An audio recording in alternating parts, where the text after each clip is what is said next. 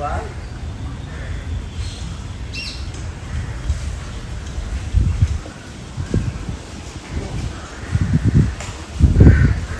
Hello నమస్తే, జ్యోతి కిచెన్కి స్వాగతం. ఈరోజు మనము బెండకాయ పచ్చిరొయ్యలు కూర ఎలా చేయాలో చూద్దామండి. దానికి కావాల్సిన పదార్థాలు చూద్దాం రండి.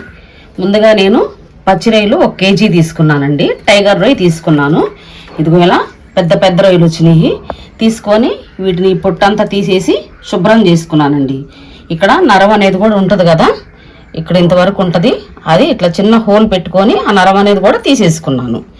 అయితే ఇదిగోండి చింతపండు, చిన్న ఉల్లిపాయ అంత సైజు చింతపండు తీసుకున్నాను. అందులో టమాటా 1, పెద్ద ఉల్లిపాయ 1, 3 పచ్చిమిరపకాయలు, 1/4 కేజీ బెండకాయలు తీసుకున్నాను. పసుపు 1 చిటికెడు, ఉప్పు టేస్ట్కి సరిపడినంత, కారం కూడా టేస్ట్కి సరిపడినంత, ఆయిల్, కొత్తిమీర, చిన్నుల్లిపాయ, అల్లము, గరం మసాలా పౌడరు, ఇవన్నీ కలిపి ఎలా తయారు చేసుకోవాలో చూద్దాం. ఇప్పుడు మనము ఈ బెండకాయలు, పచ్చిమిరపకాయలు, ఉల్లిపాయ, టమాటా చక్కగా ఇది ఉప్పు వేసుకొని కడుక్కొని కోసేసుకుందామండి. ఇలా ఉప్పు వేసి ఏ కూరగాయలైనా కడిగితే అందులో ఉంటే పోతాయండి. అందుకని ఉప్పు వేసి ఏ కూరగాయ అయినా సరే ఉప్పు వేసి కడుక్కుంటే మంచిది. బెండకాయలు ఇటు అటు తీసేసుకొని కొంచెం పెద్దవి అయితే కనుక ఇలా 2 ముక్కలుగా కోసుకుందామండి. అంతే వేసేస్తే కనుక ఆ రసం అనేది ఈ బెండకాయల్లోకి పోదు. ఇప్పుడు ఇలా కోసుకుందాం.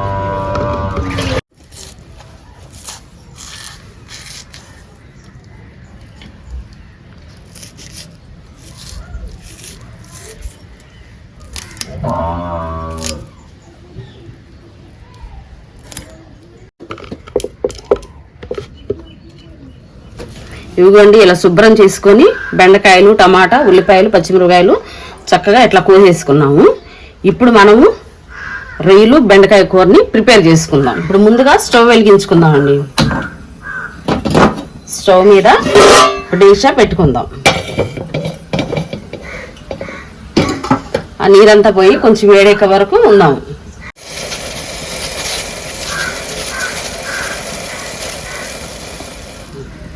చట్టి వేడెక్కిందండి.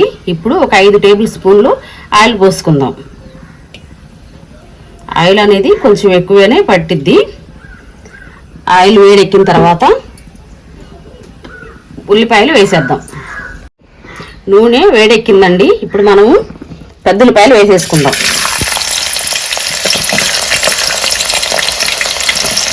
ఈ పెద్ద ఉల్లిపాయలు కొంచెం బ్రౌన్ కలర్ వచ్చే వరకు వేయించుకోవాలి.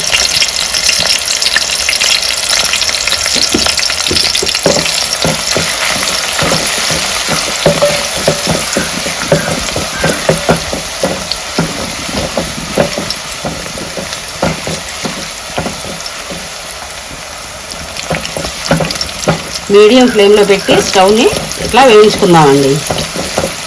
ఇట్లా పెద్దలిపాయలు వేగిపోయినాయండి. ఇలా చిన్న చిన్న ముక్కలుగానే కోసుకోవాలి. పొడవుగా మాత్రం పెద్దలిపాయలు కోసుకోకూడదు. ఎందుకంటే ఈ రొయ్యల్ని వీటిని డామినేట్ చేయకూడదు ఏ కూరగాయ అయినా సరే. తర్వాత మనం ఇప్పుడు అల్లం వెల్లుల్లి పేస్ట్ వేసేసేద్దాం.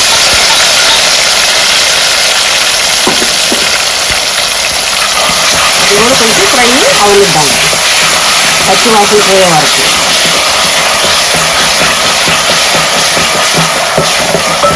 అల్లం వెల్లుల్లి పేస్ట్ పచ్చివాసన పోయి చక్కగా వేగిందండి. ఇప్పుడు మనము పచ్చిమిరపకాయలు, టమాటా వేసేసుకుందాం.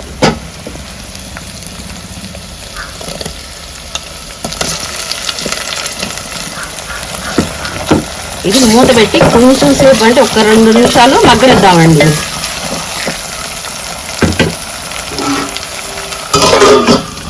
టమాటా, పచ్చిమిరపకాయలు ఉడికేలోపు మనం ఈ చింతపండుని శుభ్రం కడుక్కున్నాము. కొంచెం నీరు పోసి నానబెట్టుకుందామండి. ఇప్పుడు టమాటాలు ఎంతవరకు మగ్గినాయో చూద్దామండి. ఓకే, చక్కగా మగ్గిపోయినాయండి. ఇప్పుడు మనము పచ్చి రొయ్యలు వేసేసుకుందాం.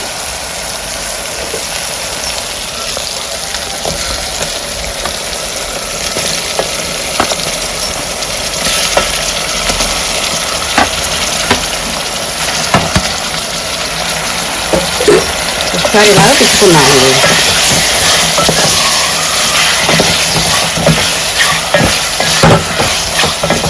మనం ఇప్పుడు టేస్ట్కి సరిపడా ఉప్పు వేసుకుందాము.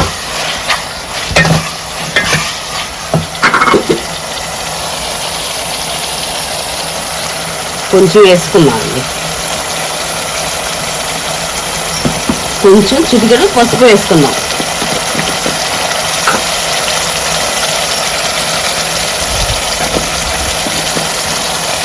కరివేపాకు 3 రెబ్బలు వేసుకున్నాం.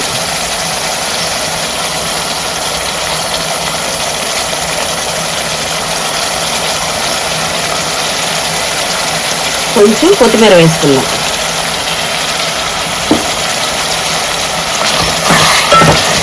ఇప్పుడు ఇలా తిప్పేసుకొని ఒక 5 నిమిషాలు లో ఫ్లేమ్లో పెట్టుకొని వీటిని రొయ్యల్ని ఉడకనిచ్చుకుందాము.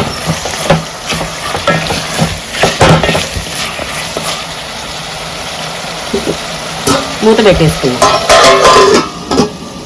రొయ్యలు ఎంతవరకు ఉడికినాయో చూద్దామండి. ఇదిగోండి చక్కగా ఉడికిపోయినాయండి. చూడండి రొయ్య అనేది ఎంత పెద్దగా ఉందో, చక్కగా ఉందండి అసలు చూడటానికి కూడాను. ఇప్పుడు బెండకాయలు వేసేద్దాం.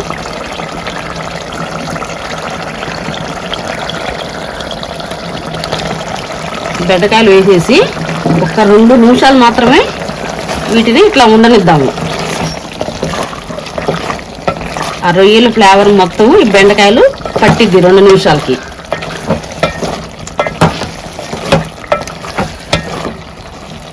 ఇప్పుడు మూత పెట్టేసుకొని కొంచెం మగ్గనిద్దామండి. 2 నిమిషాలు అయిందండి. మూత తీసి చూద్దాము. చక్కగా ఉడికినాయండి. బెండకాయలు ఇంతవరకు ఉడికితే చాలు.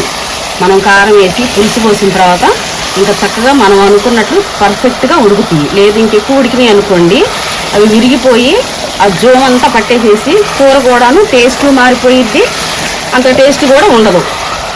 ఇప్పుడు మనము కారం వేసుకుందాం.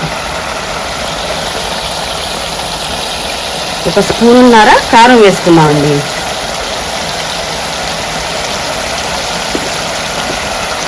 ఇప్పుడు ఒకసారి ఇట్లా తిప్పుకుందాం, బెండకాయలు విరిగిపోకుండా.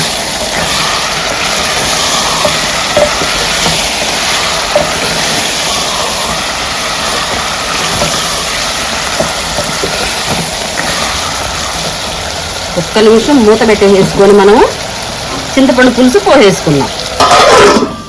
1 నిమిషం అయిందండి. మూత తీసేసి చింతపండు పులుసు పోసేసుకుందాం.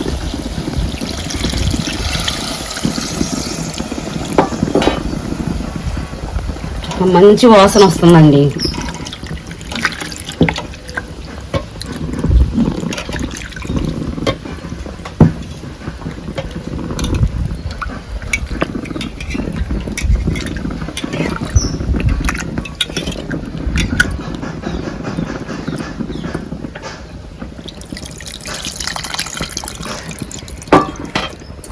ఇలాగా తిప్పుకుందామండి.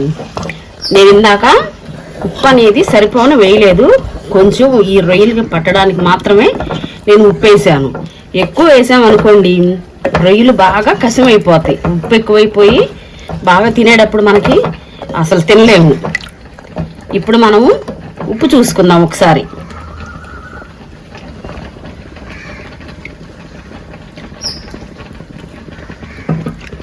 కొంచెం ఉప్పు వేసుకుందామండి.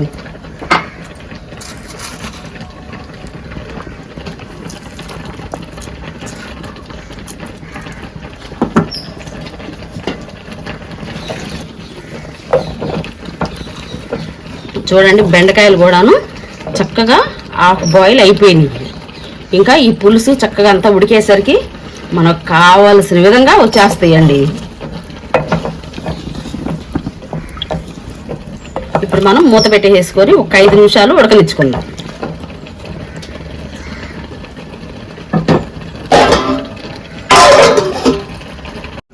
ఐదు నిమిషాలు అయిందండి. పచ్చి రొయ్యలు బెండకాయ కూర ఎంతవరకు అయిందో చూద్దాం.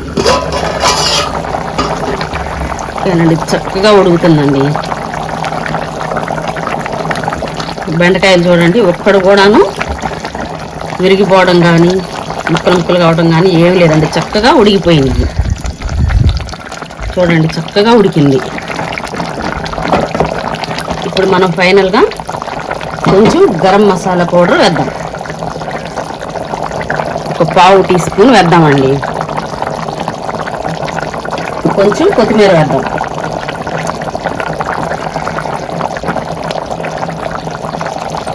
ఒక 2 నిమిషాలు ఉంచుకొని స్టవ్ ఆఫ్ చేసేసుకుందాం. ఓకే, 2 నిమిషాలు అయిందండి. ఒకసారి మూత తీసుకొద్దాం. గుమగుమలాడే వాసన వచ్చేస్తుందండి. కమ్మటి వాసన వస్తుంది. చక్కగా ఉడికిపోయిందండి. ఇట్లా గ్రేవీగా చక్కగా ఉడికిపోయింది. ఇప్పుడు మనము స్టవ్ కట్టేసేసుకుందాం.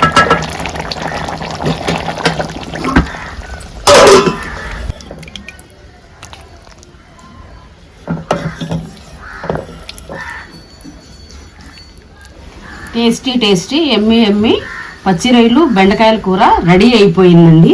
ఇప్పుడు టేస్ట్ ఎలా ఉందో చూద్దాము. వేడి అన్నము, వేడి కూర అండి.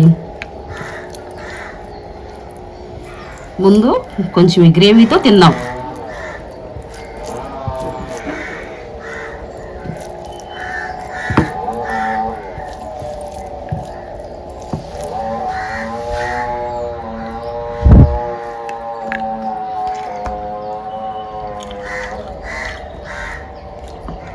సూపర్ టేస్ట్ అండి. చాలా అద్భుతంగా ఉంది. అసలు నేను అనుకున్న దానికంటే కూడాను చాలా సూపర్గా ఉంది. ఇప్పుడు బెండకాయ పెట్టుకొని తిందాం.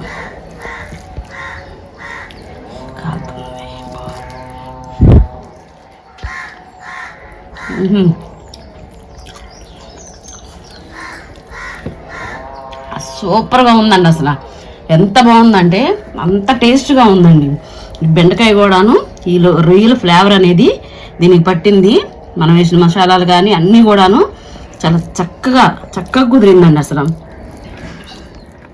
మన వీడియో కనుక నచ్చితే లైక్ చేయండి, షేర్ చేయండి, సబ్స్క్రైబ్ చేయండి.